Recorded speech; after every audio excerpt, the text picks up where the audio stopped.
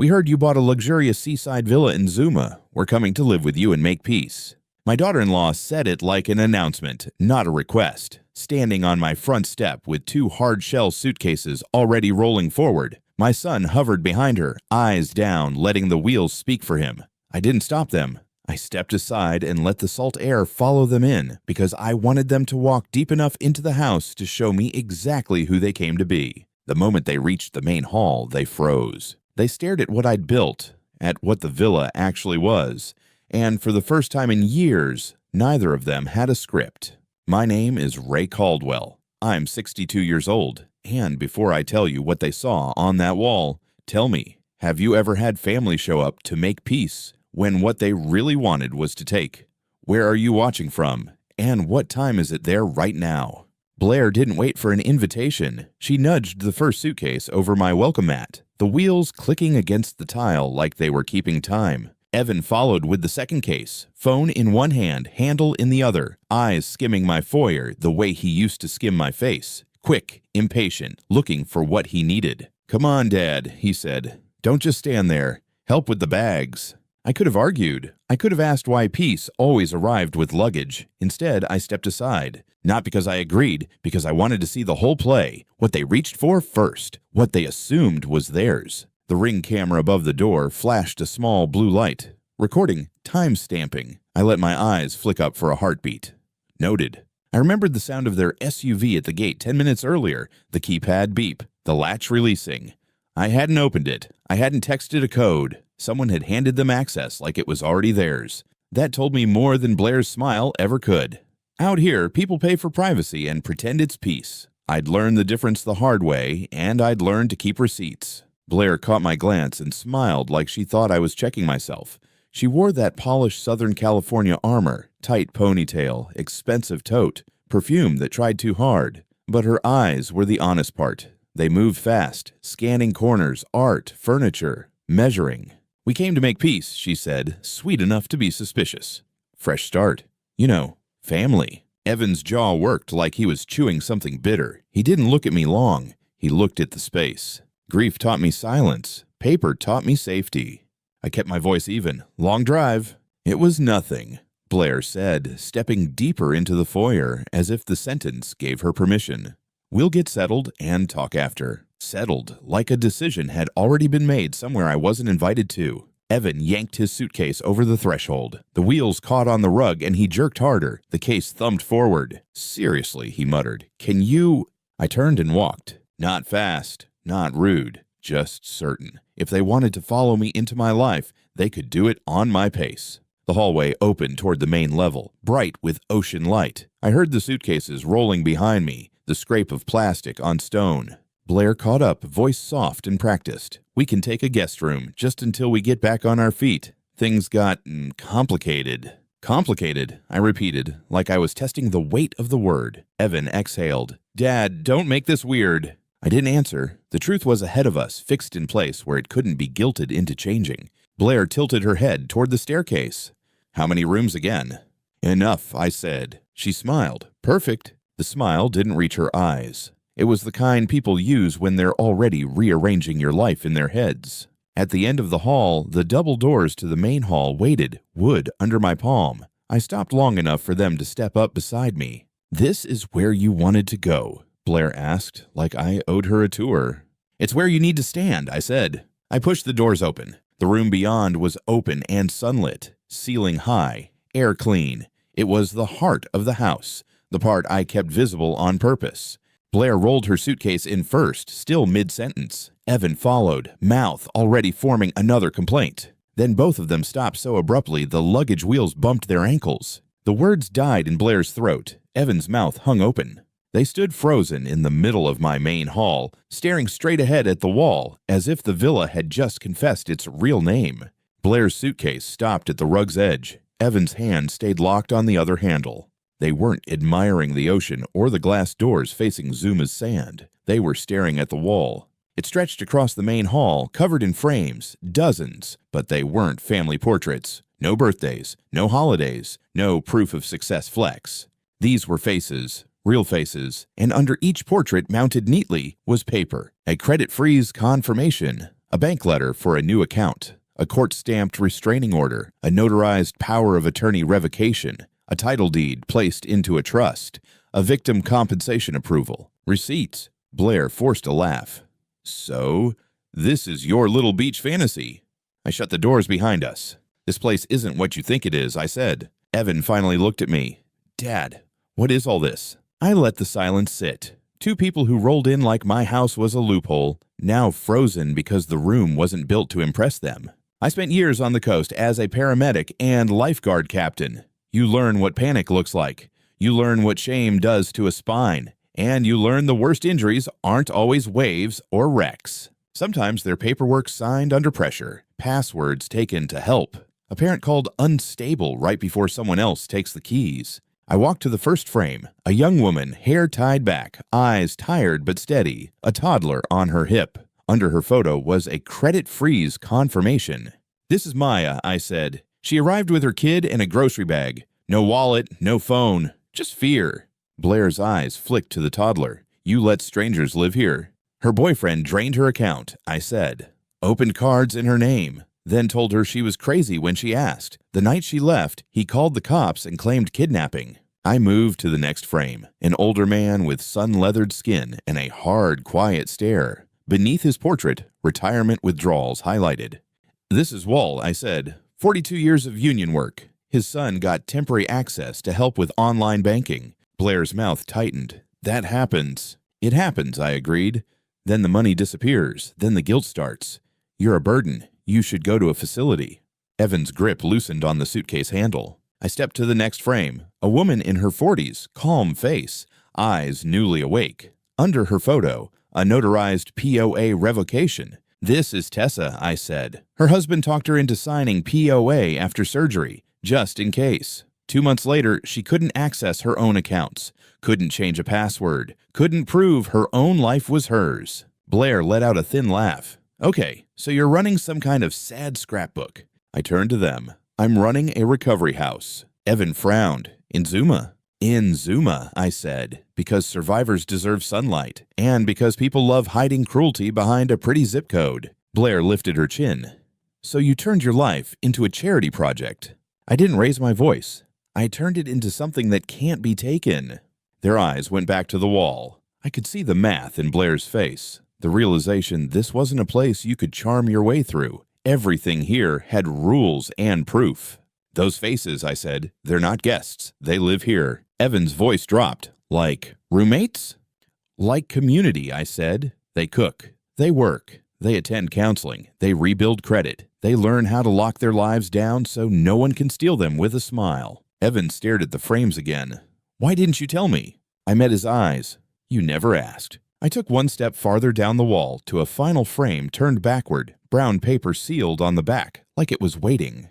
And you still haven't seen the most important part, I said. I left my hand on the frame that was turned backward. I didn't flip it yet. I wanted them to feel the waiting. Blair stepped closer, heels clicking like punctuation. So you're rich enough to run this? Her tone was casual, but her eyes were sharp, looking for the lever, the loophole, the weak spot you could pry open with the right kind of pressure. I almost smiled. Almost. People confuse peace with money, I said. Evan's gaze stayed on the wall like he was trying to find the version of me he remembered. Worked down, apologetic, easy to push. The version that would have explained himself until he ran out of air. I didn't give him that. This property isn't mine, I said. Blair's head snapped up. What do you mean it's not yours? Your name is on the gate. My name is on the mail, I corrected, not on the deed. I walked to the long table in the center of the hall. A bowl of sea glass sat there, greens and blues, edges worn smooth by the ocean. Next to it, a slim binder, the kind with tabs. Blair followed the binder with her eyes like it was a handbag on a chair. I opened it and slid one page out, holding it at chest level, not offering it, just letting it exist. The Caldwell Recovery Trust, I said. Irrevocable. Charitable. This place belongs to the trust. Evan blinked. A trust. Like, for me. I shook my head once. Clean. No drama. For the work, I said. For the people on that wall. For whoever comes after them. Blair's lips pressed tight. So you're some kind of manager?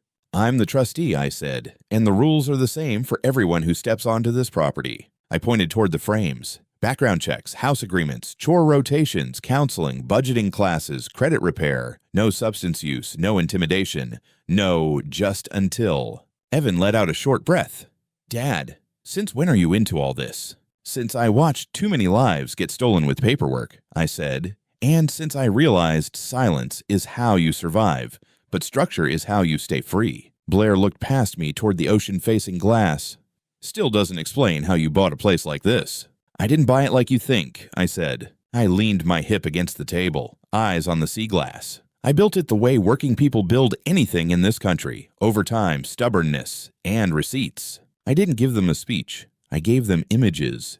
Double shifts on the coast, I said. Holidays where everybody else was eating prime rib, and I was pulling people out of rips and wrecks. A settlement from a rescue call that went sideways. Injury, lawsuit, paperwork that took 2 years to settle. I didn't blow it. I didn't post it. I saved it. Blair scoffed softly. So you got lucky. I looked at her.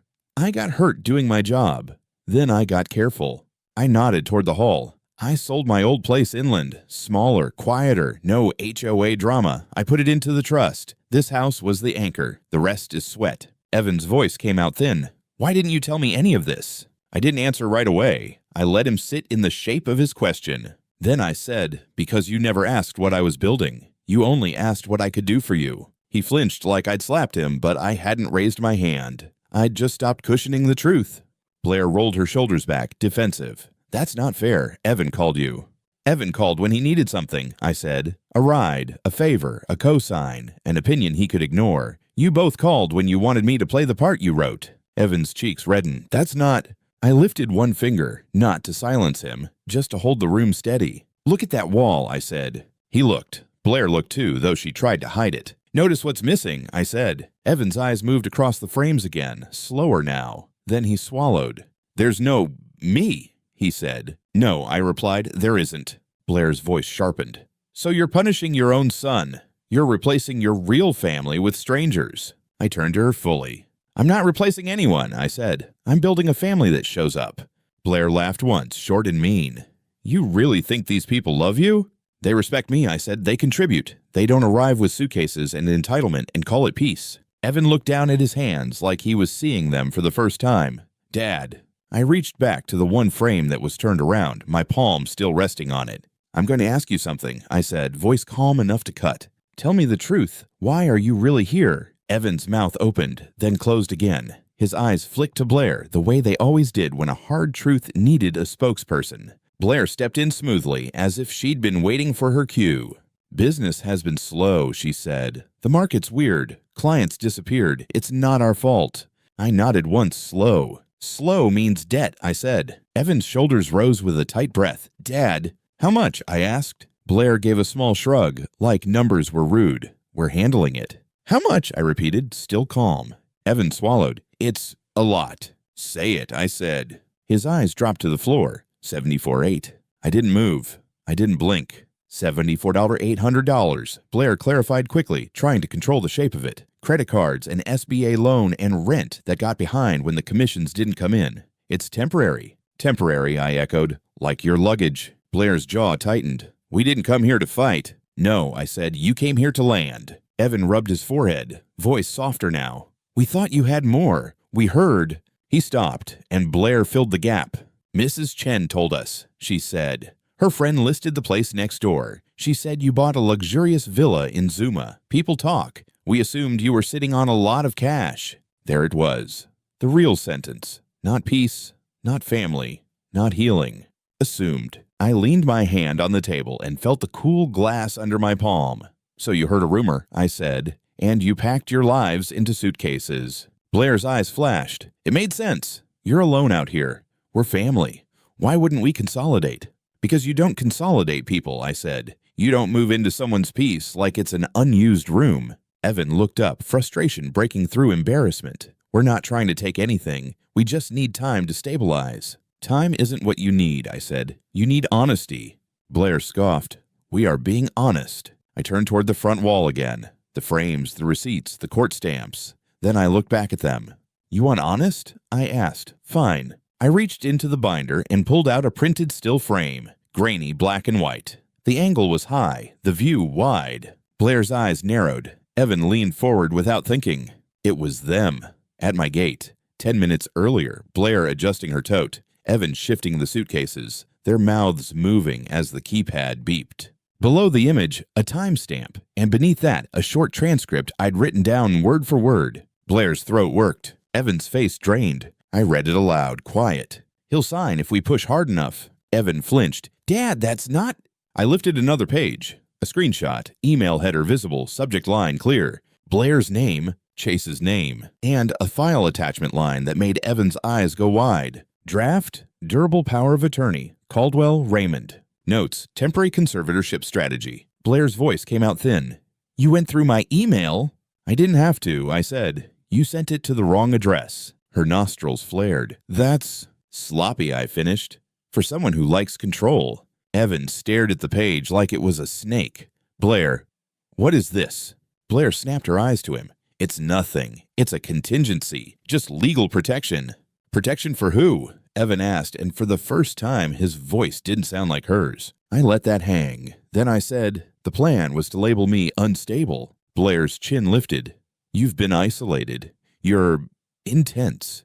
You're running a house full of damaged people. Anyone would have concerns. I looked at her without heat.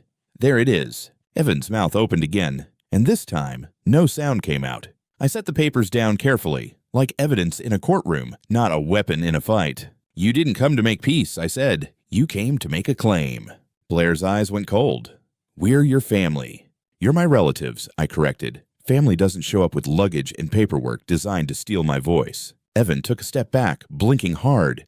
Dad, I swear I didn't. I held up my hand. I believe you didn't write it, I said. But you rolled the suitcases anyway. The hall went quiet except for the ocean hush outside the glass. I looked at them both, my son and the woman steering him. Then I turned the binder so the tab labels faced them. Rules, intake, agreements, violations. My voice stayed steady. You have two options, I said. Evan swallowed. What options? I didn't answer yet. I just watched their faces, because the way people react to boundaries tells you everything you need to know. I let the silence hold them for a beat. Then I opened the binder to the tab marked Rules. The paper didn't tremble in my hands. I wasn't angry. Anger is loud. This was boundary. Option A, I said. You stay here under the same terms as everyone else. Blair's eyes narrowed, like she could already tell she wouldn't like the price. You don't live in the main house, I continued. You take a small cabin on the south side. 2 twin beds, 1 dresser, 1 bathroom. You don't get keys to this building. You sign the resident agreement. Background checks. No exceptions. Evan blinked. No keys. No special treatment, I said. No family privilege. You show up for morning briefing at 6. You do chores on rotation, kitchen, laundry, cleaning. You cook and clean like everyone else. Blair's mouth fell open. Excuse me. You attend financial counseling twice a week, I said. Budgeting classes, debt plan, and you work. Garden, repairs, deliveries, whatever the schedule needs. Blair let out a sharp laugh. You want me to scrub floors? I met her eyes. I want you to contribute. This isn't a hotel. It's a community. Evan shifted restless. Dad, we didn't come here to join a program. Then option B, I said. You leave today. Blair's face tightened into something flat. You would really throw out your own son.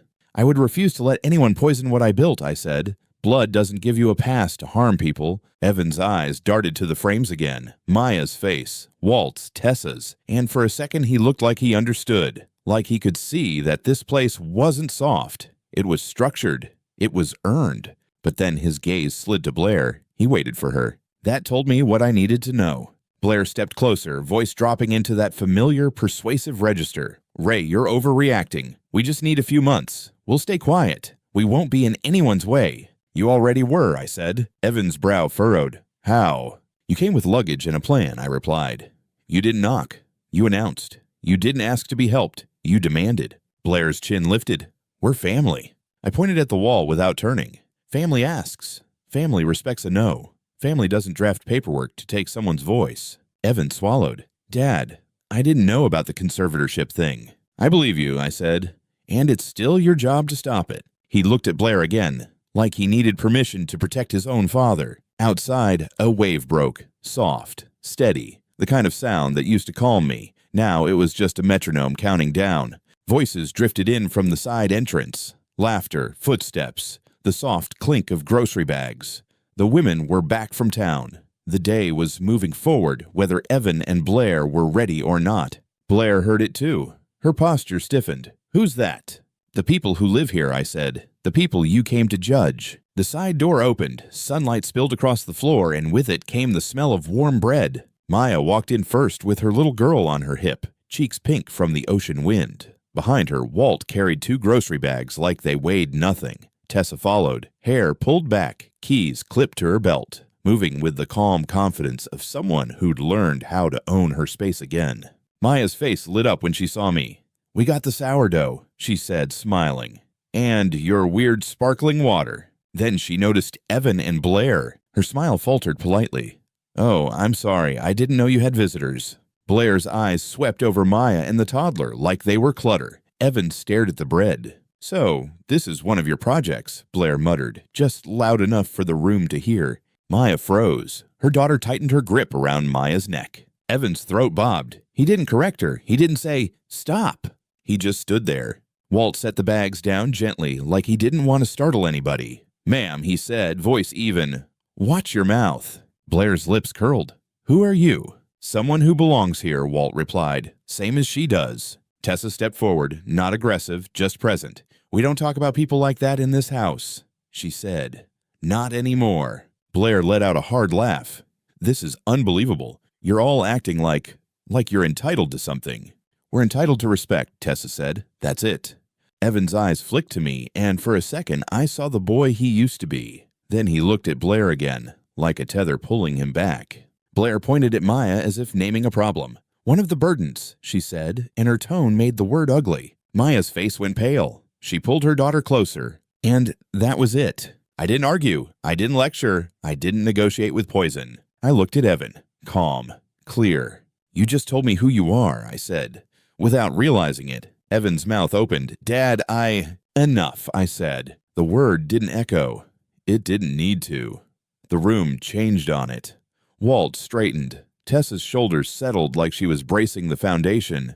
Maya stopped shrinking.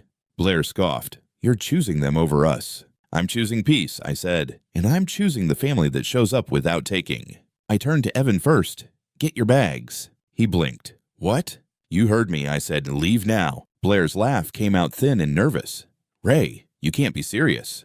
"I am," I said. "You insulted the people I love. You walked into my home and treated it like property you could claim. It ends here." Blair snatched her tote. "You'll regret this."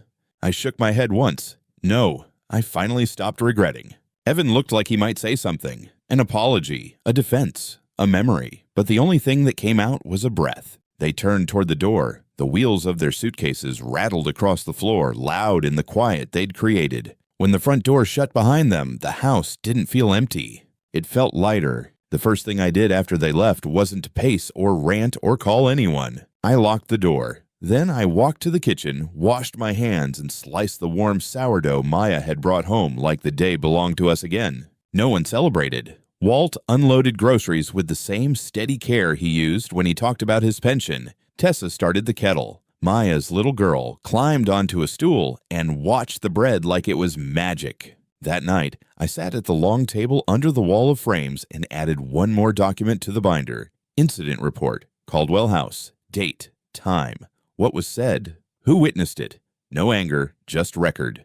Grief taught me silence. Paper taught me safety. Over the next 6 to 18 months, the place grew the way honest things grow. Slow, consistent, earned. We added 3 more cabins along the south fence line, painted the same clean white so nobody could claim a bigger life than someone else. The garden expanded until it looked like a green quilt on the hillside. Tomatoes, herbs, citrus, rows of kale that made Walt laugh because he swore nobody ever needed that much kale. Every Wednesday became budgeting night. Receipts on the table, credit reports pulled up, hard conversations spoken out loud. Tessa ran most of it by then because she had the calm voice of a woman who'd been gaslit into doubt and fought her way back to certainty. Once a month, Nina Park came in with a rolling briefcase and a stack of forms. Elder law, protective orders, credit freezes, revoking POAs, updating beneficiaries. She didn't talk like a hero, she talked like a professional. Power is paperwork, she'd say, tapping the table, and boundaries are enforceable when they're written. Maya got hired at a clinic in Santa Monica. She wore scrubs like armor and laughed more than she used to. Her daughter started preschool and came home singing songs that didn't sound scared. Walt froze his credit, locked his accounts, and stopped answering calls from numbers he didn't recognize. The first time he ignored a guilt-trip voicemail, he looked at me and said, almost surprised, "Feels like breathing." One afternoon, a text came through from Evan. "Dad, I'm in therapy. Blair and I separated. I know I hurt you. I'm sorry. I finally get it." I stared at the screen longer than I expected. Then I deleted it. Not out of anger, out of peace. Because my life wasn't a courtroom where he could file an apology and get his access back. It was a home with rules, a community built on dignity, something he couldn't touch unless he came in honest. And even then, only if it didn't cost us our safety. Peace isn't what you buy, it's what you protect. Don't win loud, win clean. If they call you unstable, don't scream. Document.